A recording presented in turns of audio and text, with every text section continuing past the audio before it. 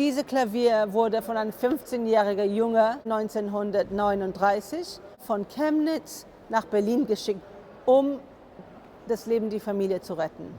Inge is a beautiful doll who originally comes from Kassel. Inge belongs to a lady, one of the only people or owners of an object who is still alive. Oh, wow. Die Zeitzeugen, die sterben jetzt aus. Diese direkte Gespräch, die man führen kann jetzt und könnte in die Vergangenheit, wird nicht mehr möglich sein.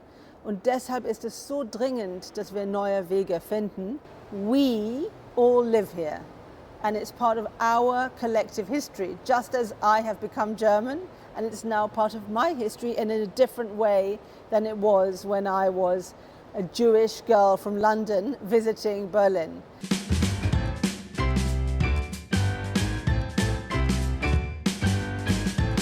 Welcome to the Art Stories. Willkommen bei den Art Stories hier im Paul-Löbe-Haus. This is a part of German Bundestag, and I'm very, very happy to meet Ruth Ur. She is the head of the German department of Yad Vashem. Es gibt so etwas, das wusste ich gar nicht, eine deutsche Außenstelle von Yad Vashem. Und sie hat hier eine große Ausstellung zum Gedenktag an die Opfer des Holocausts veranstaltet. 16 Objekte, 16 objects from Yad Vashem. Ruth, what are these objects? How did you get this idea of 16 objects? There are 16 German Bundesländer. And for this place where Germans are represented, we wanted people who come here or who work here to feel represented in this exhibition. 16 objects from 16 Bundesländer, from 16 German states, each object from a different state. Wir haben ein Objekt im Hintergrund von dir. Ich wollte unbedingt dieses Klavier in dieser Ausstellung haben. Dieses Klavier wurde von einem 15-jährigen Junge, der von seiner Mutter von Chemnitz nach Berlin geschickt wurde, 1939, um das Leben der Familie zu retten, um einen Weg aus Nazi-Deutschland zu versichern. Er hat tatsächlich 4 Tickets gekriegt für die Familie, also für seine Eltern und er und seine Bruder.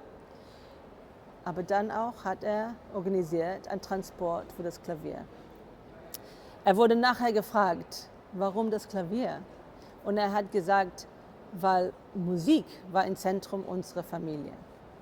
Ich kann mich keine überzeugende Botschaft vorstellen, warum Kultur so wichtig ist als dieses Klavier. Ja. Und in 2 Jahren wird Chemnitz Kulturhauptstadt Europa sein.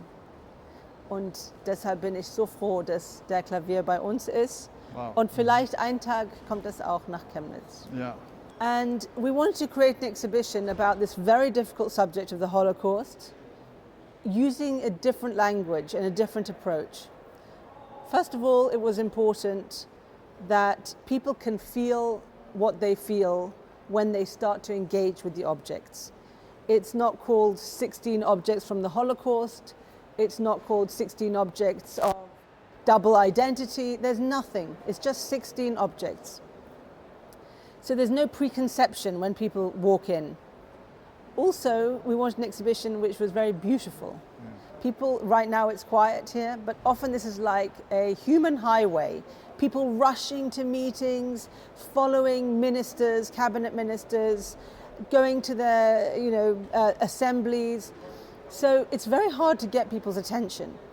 And exhibitions about the Holocaust often have a lot of text or disturbing images, and we wanted to go in a much more gentle way. The people would be lured in, and they would be lured in 2 ways. One, because every German either lives in a Bundesland, in a state, or comes from a Bundesland, sometimes 2. I live in Berlin. Others may live in Berlin and come from another one. But there's a sense of direct identification. That's the premise of this exhibition. It's not about Jews and their history. It's about us and our history. And not just national history, but also local history. So maybe you tell us a little bit about your personal history. You just said that you live in Germany, in Berlin, but as we hear, you have a beautiful British accent. Yeah. Yeah, so I come from London originally, and in fact I spent 20 years working for the British Council, which is like the Goethe Institute. It promotes cultural understanding between countries, and I got to work in a number of very, very exciting and also challenging contexts, like Turkey, Israel, also in the Arab world during the Arab Spring. And so I'm really interested in how you can build bridges between people and between the past and the present. And that's what we try to do with this exhibition. That means you're not a historian. Du bist keine Geschichtswissenschaftlerin. Naja, ich bin Kunsthistorikerin, also nicht so weit weg. Und ich habe mich spezialisiert in der deutschen Kunst des 20. Jahrhunderts. Also auch nicht so weit weg von diese Geschichte. Nein, ich bin keine Historikerin. Und ich denke, dass manchmal beim Vermitteln, das ist eigentlich ganz gut. Weil ich habe mich mit diesem Thema schon längerer Zeit befasst. Und das ist mir sehr wichtig, aber es gibt Experten und Experten können manchmal nicht die Sache bringen zu einem weiteren Publikum. Und ich denke, das ist die große Herausforderung. Die Überlebenden, die Zeitzeugen, die sterben jetzt aus. Diese direkte Gespräch, die man führen kann jetzt und könnte in die Vergangenheit, wird nicht mehr möglich sein. Und deshalb ist es so dringend, dass wir neue Wege finden, über diese grausame Zeit zu sprechen. Und warum ist es so wichtig? Weil mit diesem Thema müssen wir überlegen, was für Menschen wollen wir sein.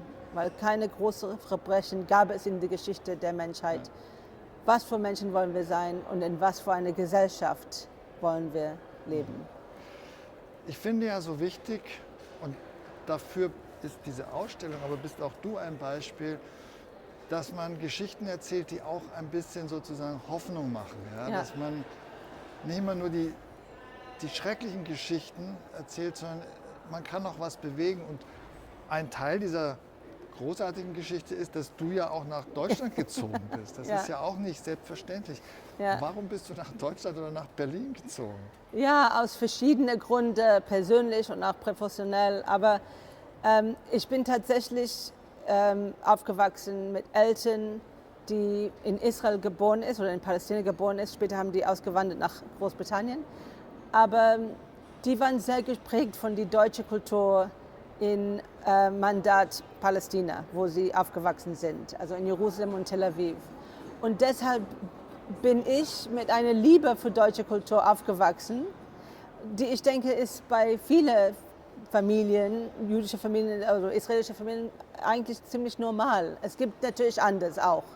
Aber es gab hier eine sehr, sehr wichtige jüdische Bevölkerung in Deutschland. Die wollen nicht gehen. Die hatten keine Wahl. Und das ist dieselbe Deutschland, die geliebt haben und wo die gehört haben. Und deshalb, ja, ich bin froh, Teil dieser Geschichte zu sein. What is this? It's a beautiful doll. Yeah, may I introduce you to Inge? Inge is a beautiful doll who originally comes from Kassel in the west of Germany. Inge belongs to a lady by the name of Laura Meyerfeld-Stern. Laura Meyerfeld-Stern is one of the only people, owners of an object, who is still alive. Oh, wow. And she's a wonderful lady in her mid-80s, extremely glamorous. And I had the honor and the privilege of visiting Laura in her home about a year and a half ago to talk about the doll and to learn about Laura's time growing up in the city of Kassel. We had a wonderful visit, and during the visit, towards the end, I asked Laura, could you imagine lending your doll Inge for an exhibition in Germany? And she looked at me wistfully and said, no, I couldn't imagine that. A completely reasonable answer for a woman who was forced to flee Nazi Germany with her parents and was given this doll by her grandparents as a farewell gift as she was leaving for America. She never saw her grandparents again. This is all she has from them. And Inge is actually wearing Laura's own pajamas.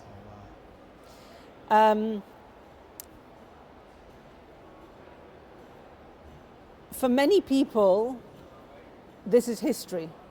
But for many other people, this is not history. This is still very much part of their lives and has formed their lives and continues to form their lives, the memory and the trauma of the Holocaust. Laura is an amazing woman, and over this period of conversations with Laura, she changed her mind. She agreed to lend her precious doll Inge for this exhibition, and even more than that, she agreed to come for the opening. Oh wow! Yeah. With Inge, to accompany Inge, and in the company of one of her many grandchildren, her granddaughter.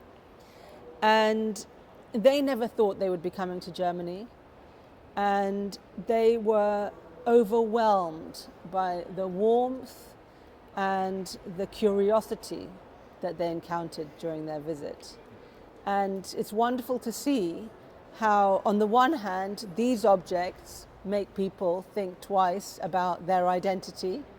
And it's wonderful to see how this exhibition has also, in some cases, changed the hearts and minds of the lenders. Ich freue mich sehr, dich kennengelernt zu haben und diese tolle Ausstellung. Vielleicht noch ein letztes Wort. Die deutsche Gesellschaft, maybe let's do it in English again. The German society is now a very also diverse society, like other Western societies. Exactly. How important is it, especially with this diverse post-migrant society, so to tell the story what happened? I mean, there are many challenges. There are many challenges to Holocaust education today. You meet young people, even adults, who say to you, I know everything about this. I can't hear anything more because I know everything. Or it's not my history. My grandparents came from Turkey, or my parents came from Turkey or Syria or wherever. And my answer to that is, we all live here. And it's part of our collective history, just as I have become German, and it's now part of my history and in a different way than it was when I was a Jewish girl from London visiting Berlin. So it's part of our collective identity, and that's what this exhibition really tries to do. To first of all, speak to people, speak to the visitors here in German. It's only in German, this exhibition. Speak to people directly in German, connect to them through